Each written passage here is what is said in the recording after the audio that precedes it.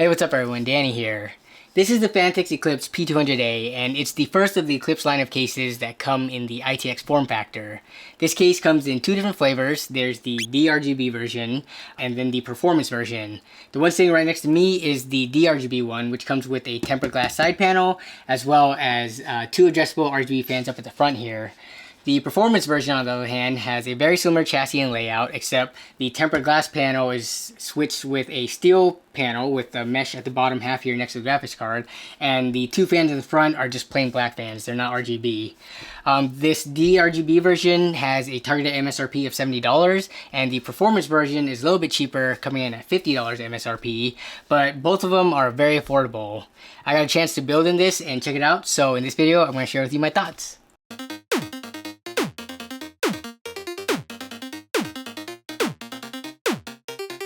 The P200A is advertised as a mini ITX tower, but note that I didn't say SFF or small form factor, so while this case does support ITX motherboards, it's not as tiny as some people may think when they first hear ITX.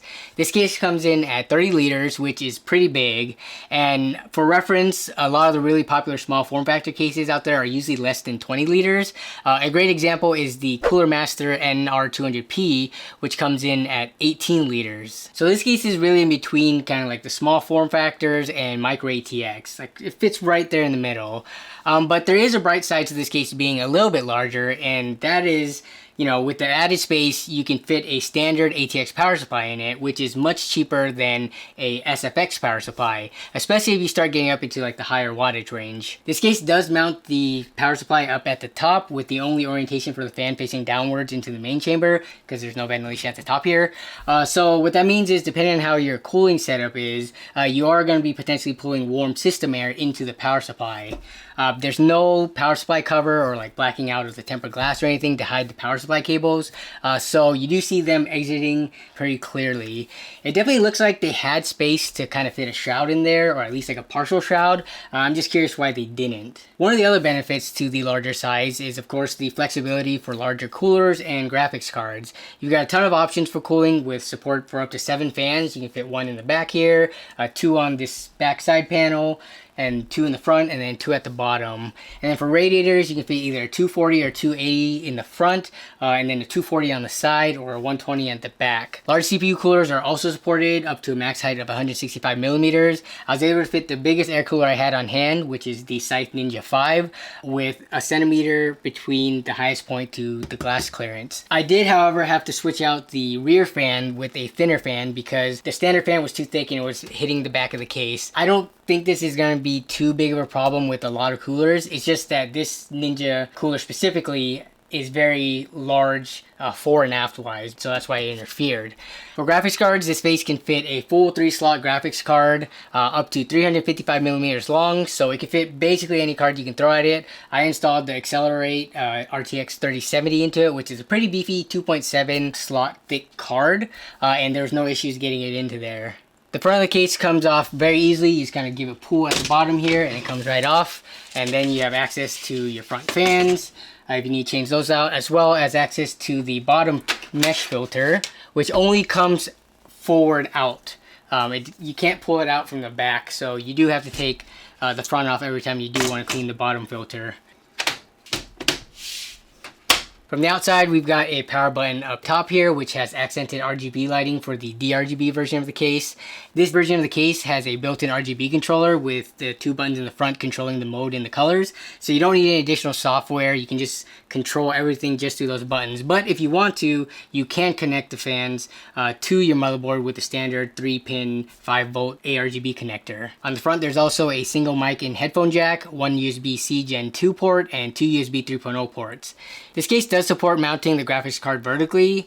However, you're going to need a riser cable, which isn't included, and that's going to run you about $30 for the one specific from Phanteks that's meant to be used with this case. That's almost half the cost of this case, and that's more than half the cost of the P200A performance version for a riser cable. But if you're about that vertically mounted GPU life, then you already know. You chose that life. It didn't choose you, so open up that wallet.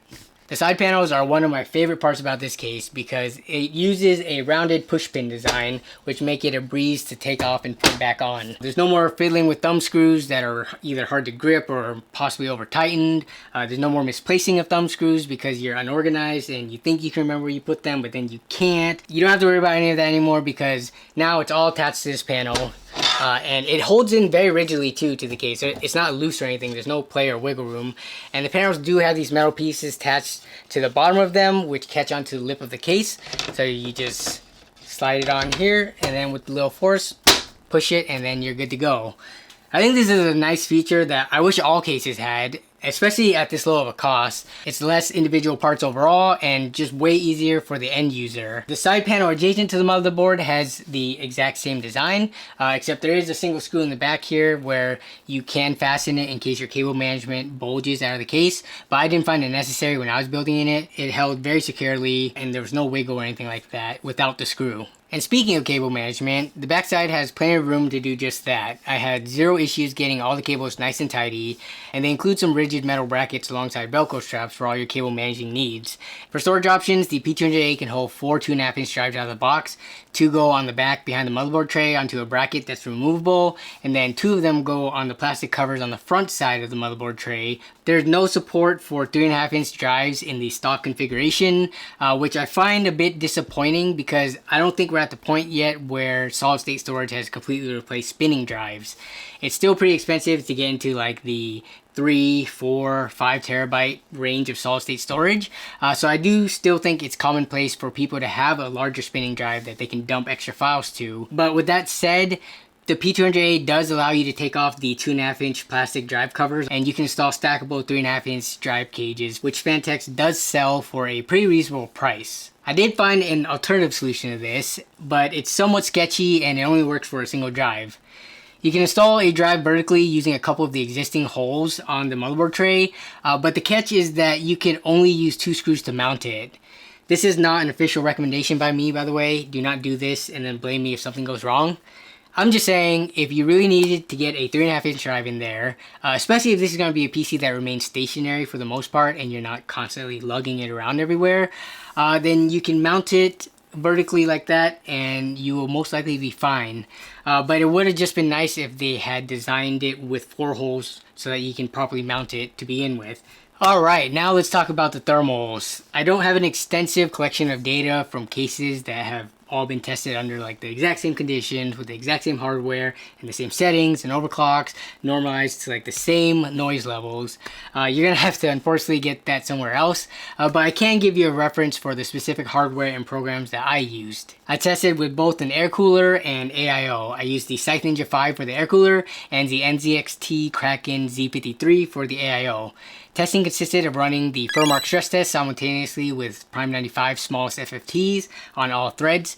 And this is a very extreme scenario, and most people likely won't run into anything with this taxing in their day-to-day use.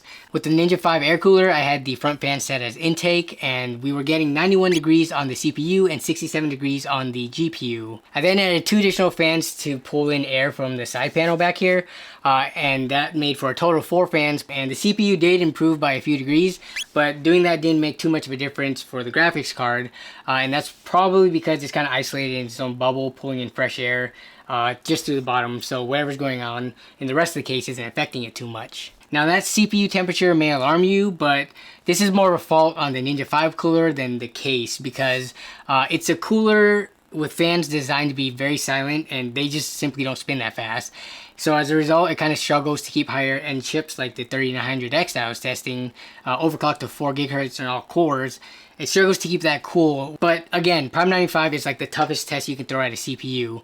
So for reference, I did run another test with Furmark and Cinebench simultaneously, which, you know, also pushes all the threads to 100%, and I was seeing 77 degrees on the CPU and 67 degrees on the GPU, and this would be a more realistic situation that a typical user would encounter. Now, if those Prime 95 temperatures are still too warm for you, then you're going to want to consider using an AIO, which does pretty well in this case because the GPU kind of has its own ventilation at the bottom going on, and then the air passing through the radiators, they kind of has its own own thing going on as well with the flow path that's dictated by the fans at the front and at the side. It all comes and goes kind of and stays in this front pocket of the case here. You're limiting the amount of warm air or warm post-radiator air getting into the rest of the case when you use an AIO if you have the fans set up at the front and at the side back here. I tested with the radiator at the front and I moved the two included case fans to the side panel. When the AIO was pulling air through the front as intake and exhausting to the side, I saw 75 degrees on the CPU and 69 degrees on the GPU. Then when the fans were flipped and the airflow direction was reversed, there was an increase of 2 degrees on the CPU, but the GPU lowered by 6 degrees. In either situation, the temperatures were very good considering the severity of the Furmark and Prime 95 test. It's just a matter of which part you would ideally like to keep cooler. So for closing thoughts, I think this is a great looking case with good airflow, good build quality, comes in at a very reasonable price.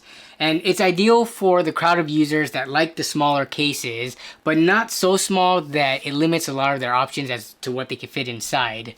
And I'd say this is an easy recommendation as long as you're aware of what the case features and what it does not.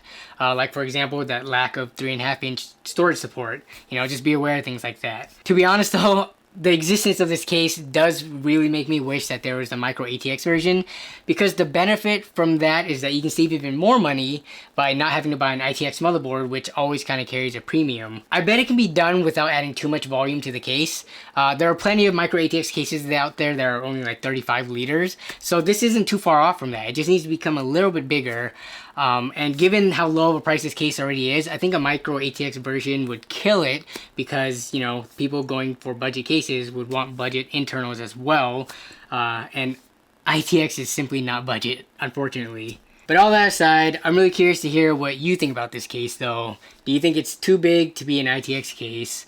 Or do you like the extra space for that added flexibility of what you can, fit inside? I'd love to hear your thoughts, so let me know down in the comments below. But yeah, that pretty much wraps up for this video. I want to thank you all as always for watching and for supporting the channel, and I'll see you all down in the comments as well as in the next video. Bye.